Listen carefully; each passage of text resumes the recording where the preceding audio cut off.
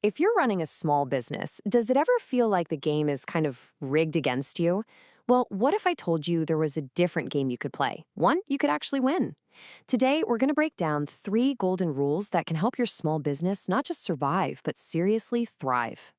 I mean, this is the question, right? It's the one that keeps so many entrepreneurs up at night. You've got the passion, you've got a fantastic product, but you're up against these giants with what seems like bottomless budgets. So how on earth are you supposed to compete? Well, here's the secret. The answer isn't about outspending them. It's about outsmarting them. It all boils down to 3 simple but powerful rules that totally change the game you're playing.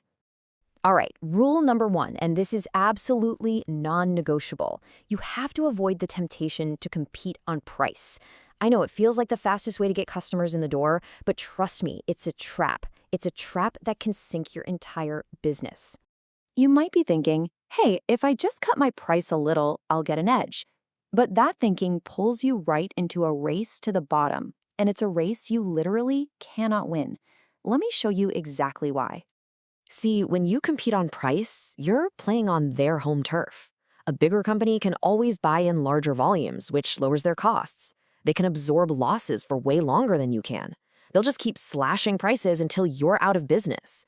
So the only winning move? It's not to play that game at all. You play the value game instead.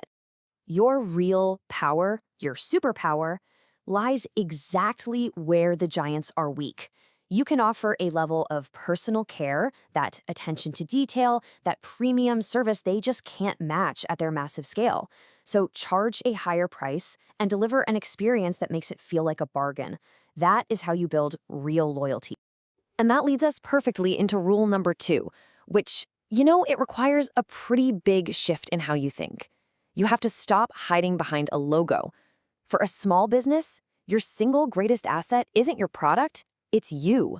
So what is a personal brand really? It just means that people aren't only buying your product, they're buying into you. They trust you, they connect with your story, and they genuinely want to support your mission.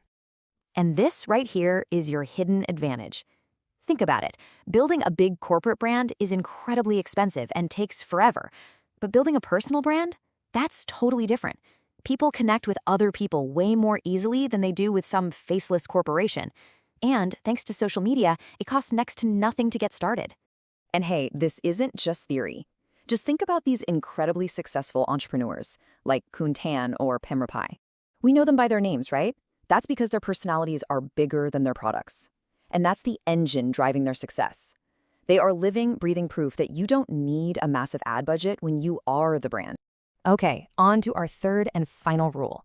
This one is all about how to market yourself when you don't have a marketing budget. It's time to think completely outside the box and turn your actual process into your promotion.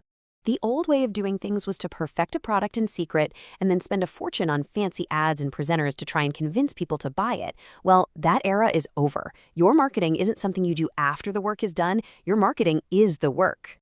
Here's the key. People are fascinated by the how. They love seeing the behind-the-scenes stuff, the mistakes, the breakthroughs, the passion that goes into it. When you share your journey, you're not just selling a product anymore. You're inviting people into your story. So, for example, just imagine someone is developing a new shaken salad concept. Instead of waiting until it's perfect, they film everything.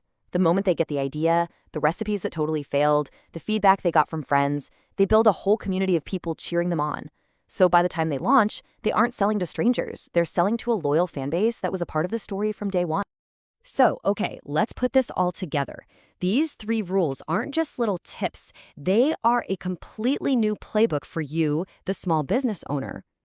This table really says it all, doesn't it? The old way is a losing battle. You're cutting prices, you're hiding behind a corporate facade, and you're buying expensive ads. The new way is your path to victory. You compete on value, you become the face of your brand, and you turn your authentic story into your most powerful marketing tool. So I'll just leave you with this question. You don't need a big budget or some complicated new strategy to get started.